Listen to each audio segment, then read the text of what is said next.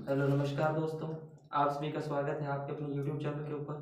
आज हम स्टार्ट करने वाले हैं मध्यकालीन भारत। यदि मध्यकालीन भारत की बात करें तो इसका टाइम पीरियड रहेगा हमारा 712 से 1857 तक।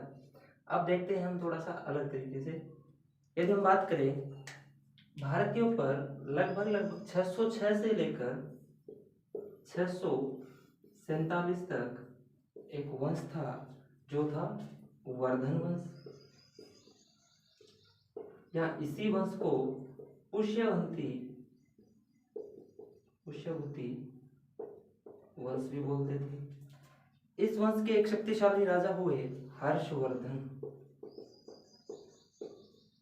और हर्षवर्धन का टाइम पीरियड था 606 से 647 तक। जब हर्षवर्धन की मृत्यु होती है उसके बाद क्या हुआ कि भारत छोटे छोटे टुकड़ों में बंटना स्टार्ट हो गया। अब जब भारत छोटे छोटे टुकड़ों में बंटना स्टार्ट हुआ तो क्या हुआ, इधर अरब देश के अंदर उसी समय इस्लाम धर्म का उदय होता है। इस्लाम धर्म का उदय होता है तो यहाँ से बाहरी आक्रमण हमारे देश में होने स्टार्ट हो जाते हैं। अब देखते हैं कि जो आक्रमण हुए भारत के ऊपर वो इसी साइड से ही क्यों हुए, अलग दिशा से भी तो हो सकते थे। यदि हम बात करें इस दिशा की तो यहाँ पर भारत के अंदर बंगाल की खाड़ी है,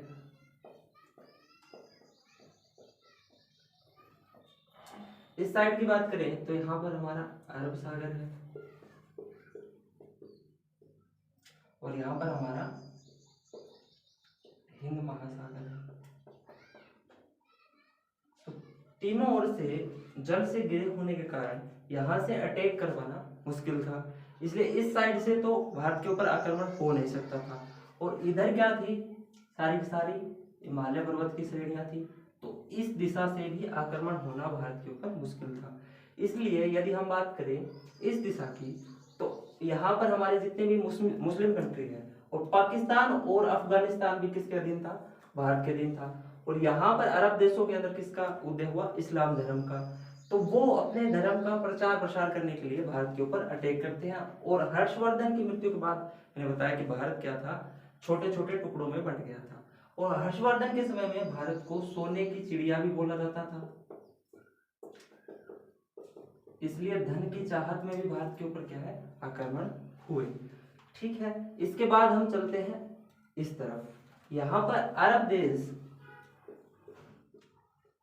से पहली बार भारत के ऊपर आक्रमण होता है। हालांकि 711 ईस्वी के अंदर भारत के ऊपर पहला अरब आक्रमण हुआ। तो यदि पूछा जाए पहला अरब आक्रमण भारत पर कब हुआ, तो वो 711 ईस्वी के अंदर हुआ, लेकिन वो असफल आक्रमण था। तो भारत के ऊपर पहला अरब आक्रमण पूछे तो 711 ईस्वी आएगा, लेकिन असफल था। इसी दौरान 712 ईस्वी के अंदर भारत के ऊपर दूसरा आक्रमण होता है। तो यहां से अरब देश से एक बंदा निकल के आता है जिसका नाम था मोहम्मद बिन कासिम। ये अपनी 17,000 सैनिकों की फौज लेकर भारत के ऊपर आक्रमण करता है। यहाँ पर पाकिस्तान के अंदर एक प्रांत है जिसका नाम है सिंध। इस सिंध के ऊपर मोहम्मद बिन कासिम आक्रमण करता है 712 ईस्वी के अंदर। और उसी समय सिंध के अंदर जो है वो शासन था दाहिर का। सिंध के अंदर किसका शासन था, दाहिर का शासन था। और 712 ईस्वी के अंदर मोहम्मद बिन कासिम इसके ऊपर आक्रमण करता है। तो इसी दौरान एक युद्ध होता है मोहम्मद बिन कासिम और दाहिर के बीच में। इस युद्ध को नाम दिया गया रावर का युद्ध, या फिर इसी को रोजर ब्राह्मणावास का युद्ध। इस युद्ध के अंदर मोहम्मद बिन कासिम क्या है, जीत जाता है, और दाहिर की क्या होती है, हार होती है। और इसी की तहत सिंध के ऊपर किसका अधिपत्य हो जाता है मोहम्मद बिन कासिम का। तो भारत के ऊपर पहला सफल अरब आक्रमण कब हुआ? 712 ईस्वी के अंदर। और भारत के ऊपर पहला अरब आक्रमण कब हुआ? 711 ईस्वी के अंदर। ठीक है, अब हम देखते हैं कि अरबों के आक्रमण का भारत के ऊपर क्या क्या प्रभाव पड़ा। तो पहला हम देखें तो प्रभाव के अंदर यदि हम बात करें तो अरबों के कारण ही भारत को हिंद या हमें हिंदू कहा जाने लगा। दूसरी बात करें तो इस्लाम धर्म का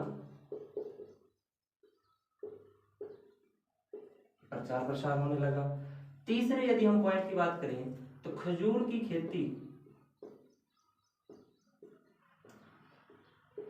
भी इन्हीं के द्वारा यहाँ पर स्टार्ट की गई। चौथा पॉइंट है ऊंटों को पालना,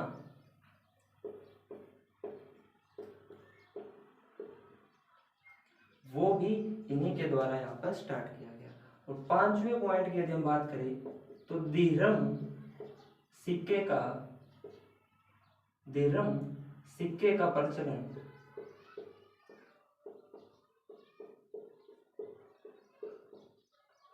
भी इन्हीं के द्वारा ही भारत में किया गया। तो ये कुछ प्रभाव थे भारत के ऊपर आक्रमण करने के बाद। तो अब देखते हैं आगे। यदि हम बात करें कि क्या कारण था कि इन्होंने भारत के ऊपर आक्रमण किया, तो कारण आपको सीधा सीधा पता है। पहला कारण तो ये था कि इस्लाम धर्म का प्रचार प्रसार करने के लिए, इस्लाम धर्म का प्रचार प्रसार करने के लिए। दूसरे कारण की बात करें तो साम्राज्य का विस्तार करने के लिए इन्होंने भारत के ऊपर आक्रमण किया। और तीसरा पॉइंट था धन इकट्ठा करने के लिए इन्होंने भारत के ऊपर आक्रमण किया। ये तीन मेन पॉइंट है कि क्यों अरबों का भारत के ऊपर आक्रमण हुआ। अब हम देखते हैं थोड़ा सा इस्लाम धर्म के बारे में।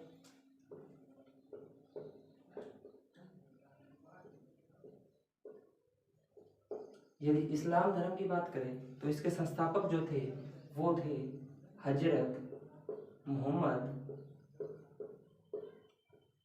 साहब। हजरत मोहम्मद साहब इस्लाम धर्म के संस्थापक थे। इनके पिता का नाम अब्दुल्ला था,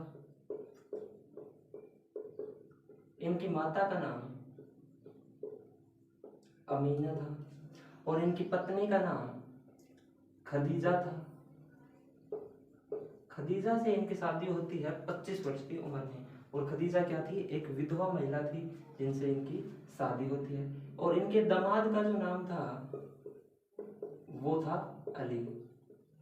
अली इनके दामाद थे। हजरत मोहम्मद साहब के बारे में थोड़ी और बात करें तो इनका जन्म होता है, हजरत मोहम्मद साहब का जन्म होता है मक्का के अंदर 570 ईस्वी के अंदर इनका जन्म होता है। 610 ईस्वी के अंदर इनको हीरा नामक गुफा के अंदर, हीरा नामक गुफा के अंदर इनको क्या है? ज्ञान की प्राप्ति होती है। 570 ईस्वी में इनका मक्का के अंदर जन्म होता है। 610 ईस्वी में हीरा नामक गुफा के अंदर इनको क्या है? ज्ञान की प्राप्ति होती है। यदि हम बात करें 24 सितंबर 622 को हजरी संवत के नाम से जाना जाता है। हजरी संवत भी बोलते हैं या इसको मुस्लिम संवत भी बोला जाता है, क्योंकि इसी दिन हजरत मोहम्मद साहब ने मक्का से मदीना की यात्रा की थी। मक्का से मदीना की यात्रा की थी हजरत मोहम्मद साहब ने। इसी को इतिहास में हजरी संवत या मुस्लिम संवत के नाम से जाना जाता है। और यदि हम बात करें 632 ईस्वी के अंदर हजरत मोहम्मद साहब की मृत्यु हो जाती है और इनको दफनाया जाता है मदीना के अंदर। मदीना के अंदर हजरत मोहम्मद साहब को 632 ईस्वी के अंदर मृत्यु के बाद दफनाया जाता है। इनकी मृत्यु के बाद जो मुस्लिम संप्रदाय था वो दो भागों में बढ़ जाता है, शिया और सुन्नी।